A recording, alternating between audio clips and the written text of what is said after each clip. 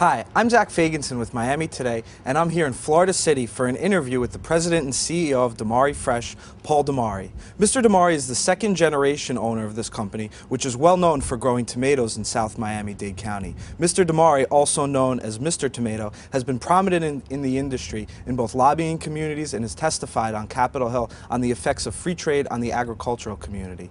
In his offices, Mr. DiMare and I discussed how the agriculture industry has shrunk over the past several decades and where it's headed in the future.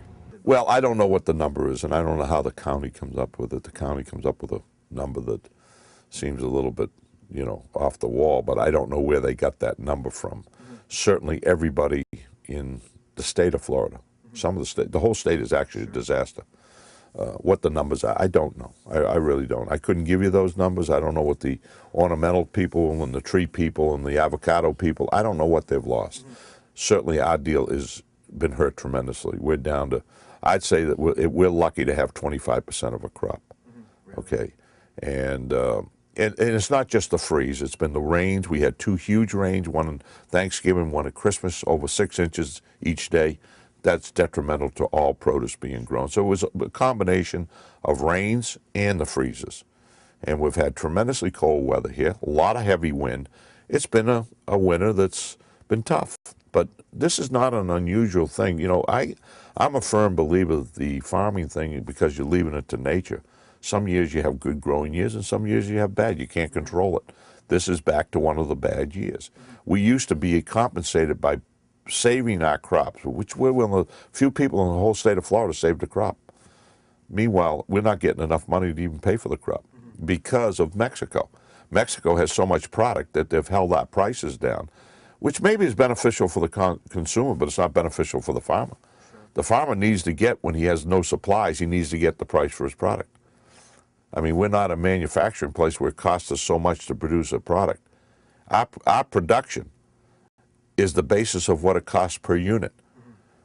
In other words, I don't have a set cost. It depends what comes out of that field. It costs me so much money to grow the acre. It's what I pick out of that acre that makes the difference of what it costs. Well, I'm from the old philosophy. I don't believe you go out and gamble. You do it internally. During the good years, you put money aside for the bad years. I wouldn't be a person that would go out and have bad years and borrow to grow more so that I could try and make up the bad year. That's where farmers get in real trouble. They lose all of their money. They go out and get credit, whether it's from the farm industry or from banks or whoever it may be, government loans, and they go out and they continue to farm. And they end up going broke. Because if you have another bad year, you really... And that's what's really happened in the whole farming industry. If you look at the grain crops and all, our government was loaning all this money to these farmers to grow corn and soybeans. Now, this is previous to the ethanol situation. And if you look at the prices on soybeans, wheat, and corn, which are the three biggest items that you look at for farmers to grow in the Midwest, would you say? I mean, if you know anything about farming, that's what they grow. And it doesn't take a lot of people to grow it, by the way. I mean, I could take 3 people, grow tens of thousands of acres. And the combines, end up harvesting, which doesn't take a lot. You can get that done. If you look at what those people did, they were selling stuff for $2 to $3 a bushel. Christ, they sold it for that 50 years ago. Their costs have gone sky high. I used to buy a tractor from John Deere for $8,000 that now costs $100,000 for the same horsepower tractor. I don't know how you do it. Labor has certainly gone up. Fuel's gone up. Fertilizer's gone up. How does the guy grow it for those kind of price? Well, he can't. But he keeps borrowing money from the government. Instead of the government saying, no, I'm not going to loan you any money, we'll cut the acreage in half, and you get $10 a bushel. So the few to the left make money, all right?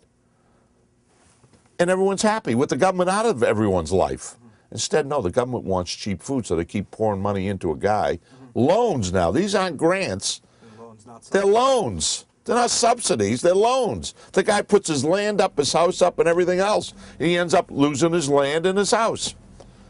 And we've lost thousands of farmers that way. Thousands of them in the Midwest.